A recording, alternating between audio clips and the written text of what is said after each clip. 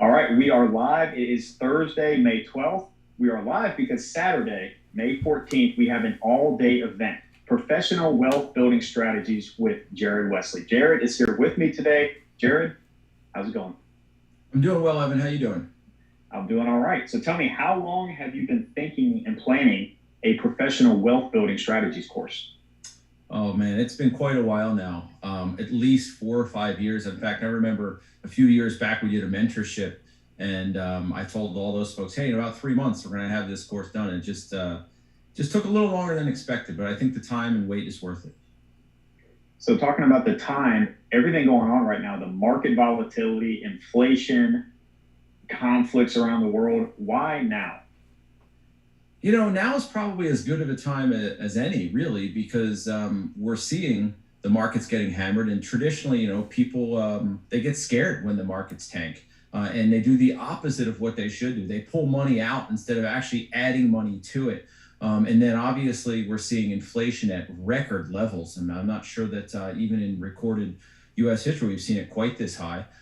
So people are they're feeling it. You know what I mean? They're feeling how expensive things are, and that's actually one of the big topics we're going to talk about. I don't think the average person understands the value of a dollar, where their dollar goes. In fact, I'll ask you the same question, and see what how you feel about it. But I'm assuming you have some type of smartphone, an Android or an iPhone. Let's use an iPhone. A lot of people have those. How much does a new iPhone cost these days? Got the 13 Pro, and it was not inexpensive. It was about, I think, 12, 1300. Okay, I mean that's kind of what mine was. Mine was about 1,400 bucks. Um, it's a lot of money, right? And people are going, yeah, I know it's a lot of money for a phone. But you know what they're not understanding is it's way, way more money than 13 or 1,400 bucks. So if you're some college kid and you're on your second iPhone because it's your senior year, you're 22, and you got to get a new one every other year, right? Would it surprise you to know that that iPhone for a 22-year-old is more like $43,912? What? Yeah, it's about that expensive, and you're like, well, what do you mean? It's not. I paid 1,400 bucks for it. Well, someday I'm assuming that average college kid's going to want to retire. It's my guess. Yeah, everybody wants to at some point. And that $1,400 they spent today on that iPhone at 9% compound, it's worth $43,900 when they're 62 years old. So you might want to reconsider getting a new iPhone every year, every other year. So the general point here is not about iPhones. It's about the money you spend and the things in which you spend it on are is so much more expensive than you realize because your money creates money. But if you spend it, it's gone forever. Well, I'm going to assume, and I could be wrong, maybe it'll be worth a lot of money, but that iPhone 40 years from now won't be worth a whole lot. What do you think? Be worth about what a rotary phone is worth now. Right, you might be able to sell the nickel in it or whatever, the silver in it for a little bit, but it's not going to be worth anything. But it's gone now. You used it for a couple few years. You had some fun, and now you're wishing you had the $43,900. I'm guessing. But again, it goes whether it's sneakers, whether it's Starbucks coffee, it doesn't matter. So those are the types of things I want to get people thinking about. I mean, this course is going to be all day. It's going to be 275 pages. It's a lot of information. And one more reason I wanted to do it is as I was doing some research for it, I came across several studies, and one of the studies said that 84% of high school kids thought it would be very valuable if there was a personal finance course taught in high school. Yet, there are only 7 states in America that require personal finance in high school. So that basically means somewhere in the neighborhood of, oh, I don't know, 80 to 85% of all states in America don't even have a personal finance course in high school or even college. Yet kids are asking in large numbers. They're demanding it, and they're just not getting it. So obviously, you're the founder of Live Traders, right? A lot of what your day is spent doing is trading.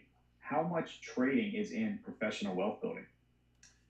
None. I mean, virtually, there's one or two slides in the whole course that have to do with charts and technicals. We're going to talk in a broader sense, which means the appeal is to everybody, whether you're a trader or not a trader, because you can take your trading income and apply it to the principles I'm going to talk about. You can take your job, career income, you could take your side hustling, whatever it is. But we're going to talk about the value of money, the time value of money, how to save money in taxes, tax advantaged accounts, real estate, commercial, as well as residential, et cetera, and so forth. I mean, there's so much stuff in there, and again, almost none of it has to do actually with trading.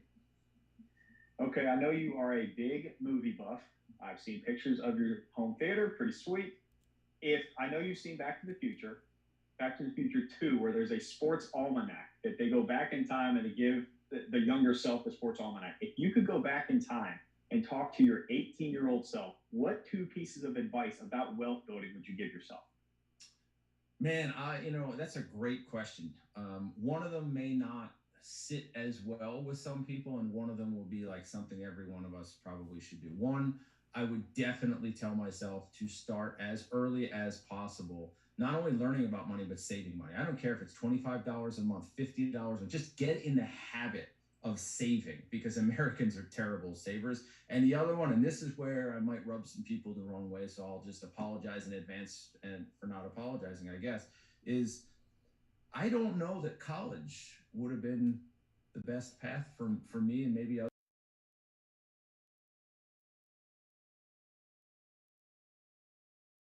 more than that. I mean, kids are spending 75 grand a year to go to college. Even when I went, it was still 30 some grand, which was a lot of money. So I'm not saying it's wrong for everyone. I just think that pushing $100,000 loans on 17-year-old kids who wait, 80 to 85% of them have never been taught a basic finance course in their life, and you're pushing a 100K loan on these kids. To me, that sounds borderline fraudulent to criminal, personally. And their parents went through that same school system, so they don't know any better either. It's the American dream to go to college, isn't it? Maybe. And I'm not saying it's wrong for everyone, but there are definitely alternatives. And we're going to talk about how expensive college really is. Is it really worth it? What are some alternatives to college, and who should go to college? So we're going to talk about that as well in the course. Awesome. So there's going to be a lot of different perspectives in this course. We're going to learn a ton. Obviously, because this is a live event, we want to keep it somewhat small, intimate setting, and we are almost at capacity now. We've got the links below if you are interested in doing this. It is an all-day event this Saturday. So learn a little bit more about it by clicking on the links below. Jared, are there any last thoughts on why someone should want to attend the event this Saturday? Yeah, absolutely. Absolutely. I could you spend an hour on that. I'll give you just a few short ones. You've heard of that DABDA thing for people that are like in Alcoholics Anonymous? What's the first part of DABDA? Do you know, Evan, or no? Uh, it's not denial. It's admitting you have a problem. It's denial. The Oh, first one is denial. Okay. Most Americans, most people are in absolute, utter denial about how bad their personal finances are. And this isn't me saying it. The statistics prove it. It's not even a question. It's a factual statement. So one, most people are in denial. Stop. You need to be there Saturday. Two, another thing, you don't need to have a massive salary. I get this all the time. To retire a multimillionaire, you don't need to make $500,000 a year. You don't. You can have a 50, 70, $100,000 a year salary. You can be a very normal person and still retire with a lot of wealth. So one, take yourself out of the denial. All right. You are in it. I guarantee it. I'm talking to you people out there. You know what? How much credit? I'm not asking. I'm just making a general statement to the ether. How much credit card debt do you have? Student loan debt? You got a car payment? How much do you have saved for retirement? The vast majority of you, the answer is too much debt, not enough savings. 100%. The statistics don't lie. You want to change that? I'll see you on Saturday. Absolutely. And I, for one, am extremely excited about it. I will be there. I know I'm interviewing right now, but I'll be at this event because I've got a wife, 3 kids. I need to know this stuff. I need to know what I am missing right now. There are voids in my thinking process, I'm sure, things that I have not learned yet that at my age, I need to learn them as soon as possible. So, Jared, thank you so much. We'll see you Saturday morning. Anytime. Great being here.